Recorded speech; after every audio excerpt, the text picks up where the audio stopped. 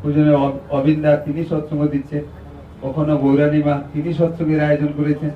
তাদের কি দরকার, তারা তো ঠাকুর পরিবার এবং তারা ঠাকুরের অংশ, কিন্তু সৎসঙ্গ সৎসঙ্গই, এটা আমাদের বোধের ভেতরে থাকা দরকার।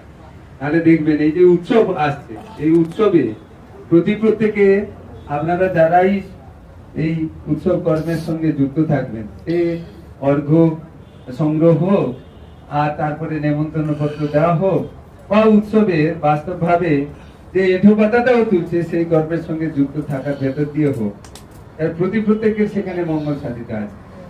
কারণ কি, শ্রী শ্রী ঠাকুর আজকে এই উৎসবটা জেলা উৎসব ছিল এবং শ্রী শ্রী ঠাকুর হাওড়াতে এসেছিলেন, তার সেই স্মৃতি আগমনী উৎসব হিসাবে পালিত হয়। শ্রী শ্রী ঠাকুর যখন প্রথম এসে এখানে ঘুষুটিতে যার বাড়িতে উঠেছিলেন এবং সেখানে ছিলেন, সেই ইয়েকে